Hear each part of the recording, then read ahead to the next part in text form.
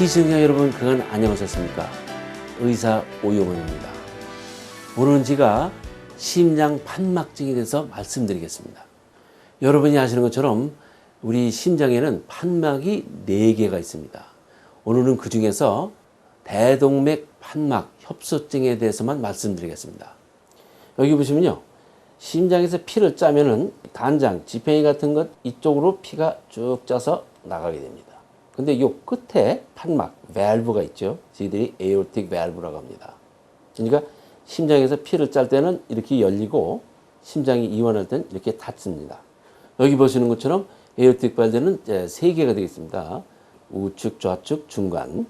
이건요, 그 초음파로 본 건데 이것이 바로 에오틱 밸브인데 자세히 보면은 이거 벤즈, 그 독일제 차 벤즈 마크하고 비슷해요. 여기도 저기 보셨겠지만 벤즈 마크하고 비슷합니다. 그런데 대동맥 판막은요, 1분에 심장이 70번 뛰니까 70번을 열리고 닫힙니다. 이것을 쉴 새 없이 한 70년을 하게 되면요, 이제 마모가 됩니다. 그럼 이제 마모가 되면은 여기 이렇게 덕갱이가 낍니다. 그러니까 옛날에는 평균 수명이 짧아서 이것이 마모가 되기 전에 돌아가셨지만은 요즘은요, 평균 수명이 길어졌기 때문에 이런 환자가 많이 생길 줄이라 믿습니다.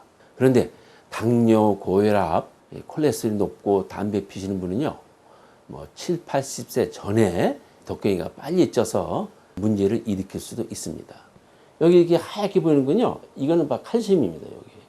그리고 또 뭐 판막증이 이렇게 마모돼서 오는 것뿐만 아니라 우리들이 이제 그 스트랩트 스로트, 이렇게 목이 아플 때 그 치료를 안 하면요, 류메릭 피버가 생기면은 판막에 염증이 생깁니다. 판막에 염증이 생기면은 들어붙습니다. 그래서 이제 좁아지게 되죠. 그런데 이건요, 불이 났을 때 안방이 타면은 건너방도 타는 것처럼 하나만 생기는 게 아니고 여기 에오틱 밸브, 마이트럴 밸브, 안방, 건너방이 같이 올 수가 있습니다. 그런데 정상적인 사람에서 판막에 나오는 근육의 넓이는요, 우리 동전, 코어하고 비슷합니다.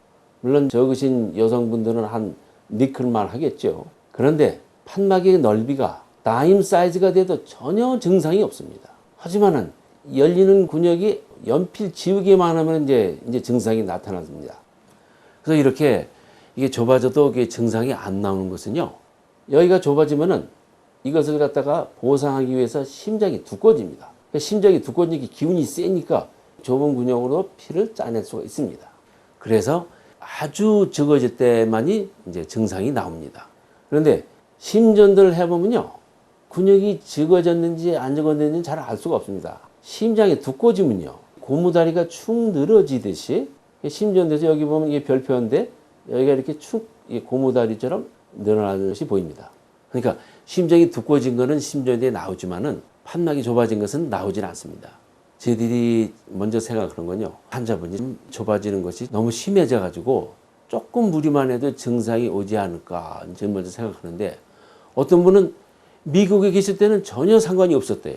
왜냐면은 뭐 집에서 내려오면은 금방 차를 타고 교회 갔다 오시고 하니까 괜찮았는데, 한국에 가셔가지고 시청 앞 지하도 얼마나 길입니까? 거길 가시다가 오래 걸으니까 피가 다리로 몰리면요, 내려가는 피가 떨어지니까 쓰러지시게 됩니다. 또 하나는요, 심장이 보통 정상적으로 뛰면은 괜찮은데 부정맥이 오면 또 이제 어지러워서 이제 쓰러지고 그러죠. 저희들이 제일 먼저 생각하는 것은 이것이 심하게 좁아졌는지 안 좁아졌는지, 이것을 저희들이 제일 먼저 생각합니다. 어떤 분은 좁아져서 소리는 나는데 혈압을 재보니까 조금 높아요. 그럼 그렇죠. 아니 이게 참 좁아진 근육으로 어떻게 피를 짜내가지고 고혈압까지 만들 수 있나. 다시 말하면요, 여기 있는 여자분이 아유 저는 돈 없어요 하는데 다이아몬드 반지 끼고 좋은 차 타는데 어떻게 돈 없다고 하느냐. 혈압이 높으면은 에이 이게 뭐 심하게 뭐 좁아지지는 않았을 것이다, 이렇게 저희들이 생각합니다. 또 하나는요, 좁은 근육으로다가 피가 나오면요, 마치 또 그 휴대폰을 갖다가 이제 진동해 놓으면 울리듯이 이렇게 손을 대보면요, 찍찍하고 그 울리는 소리를 저희들이 손을 느낄 수가 있습니다. 그리고 여러분이 아시는 것처럼 휘파람을 불러면은 이게 좁아져야지 휘파람이 나는 것처럼 그것도 근육이 좁아져야지 소리가 커집니다. 그래서 심한 경우는요, 누구든지 다 들을 수가 있습니다. 그러니까 뭐 5살 먹은 애도 청진기망에 있으면은 들을 수가 있습니다. 그리고 이 판막이 좁아지면 지가 이제 덕갱이가 낀다고 그러는데, 덕갱이가 끼면 여기 또 칼슘이 침착을 합니다. 근데 검사를 했는데 칼슘이 침착이 없다 그러면, 에이, 글쎄, 그것도 이제 이렇게 생각합니다. 고혈압이 없고, 손을 가슴에 대봐도 이 진동이 없고, 청진기로 들어봐도 소리가 안 나고, 석회화 현상이 없으면은, 에이, 뭐 아직도 심하지는 않습니다. 그런데 요즘은요, 에코카디오그램 하면요, 조사하면 다 나옵니다, 이제. 판막이 좁아질 때도 아직 증상이 안 나왔지만은 조심해야 될 거는요, 여기처럼 이게 좁아졌으니까 제트처럼 피가 자꾸 뿌리게 되면은 판막의 그 내막이 상할 수가 있습니다. 내막이 상하면요, 덕갱이가 껴요. 근데 이렇게 덕갱이가 끼면은 이 속으로 세균이 들어오면은 이거를 갖다가 잡아내지 못합니다. 항상 피에는 적혈구가 순찰을 하고 있어요. 여기처럼.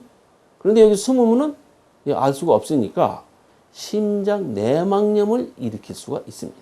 그러니까 마치도 여기에 사담이 숨어 있는데 순찰을 해도 못 볼 수가 있습니다. 여기 보시면요, 이 저 혹처럼 나온 것이 이것이 이제 덕갱이가 껴가지고 뭐 이 속에 세균이 자랄 수가 있습니다. 심장 판막증이 있으신 분은요, 심장 내막염이 생길 수가 있기 때문에 수술 전에는 항생제를 갖다가 잡수시든가 주사를 해야 됩니다. 특히 구강 서저리, 내장에는 뭐 세균이 우글우글 하니까 내장 수술, 비뇨기 계통 수술할 때는 항생제를 잡수셔가지고 심장 내막염이 생기는 것을 예방해야 되겠습니다. 판막이 좁아지면요, 약이 없습니다. 이게 좁아지면은 수술을 해가지고 그래서 다른 곳으로다가 바꿔 끼야 됩니다. 근데 심장 수술이라는 것은 대수술이니까 증상이 나올 때까지 기다립니다. 그래서 뭐 가슴이 아프고 이 어지러워서 쓰러지고 숨이 가쁘면은 이제 그때는 지들이 이제 수술을 생각합니다. 그러니까 여기 보시면요, 프로 바둑 주시면 기사들이 제한 시간을 다 쓰면은 초읽기 몰린다고 그러죠.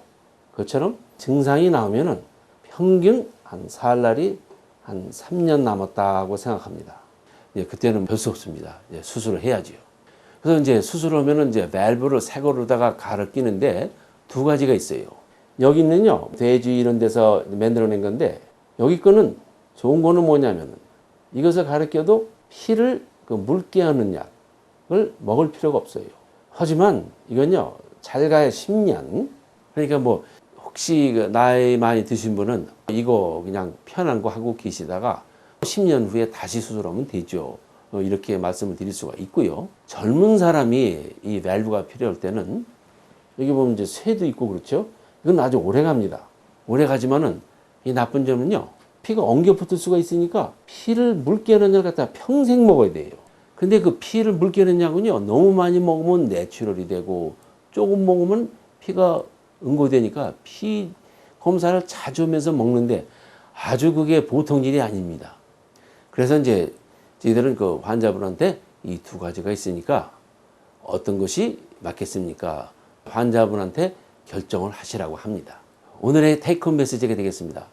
에어로틱 밸브 스테노시스는요, 약이 없습니다. 증상이 나타날 때까지 기다려서 수술하는 길밖에 없습니다. 하지만은 수술 전이라도 혹시 밸브를 새거로 갈아 끼기 전에 어떤 무슨 내장 수술이든가 구강 수술이 있으면은 항생제를 잡수셔가지고 심장 내막염이 생기는 것을 방지해야 되고, 제가 말씀드린 것처럼 심장 밸브는 두 가지가 있습니다. 하나는 오래 가는데 피를 묽게 하는 약을 평생을 먹어야 되고, 또 하나는 피를 묽게 하는 약을 잡수실 필요는 없지만은 수명이 한 10년 정도밖에 되지를 않습니다. 시청해 주셔서 감사합니다.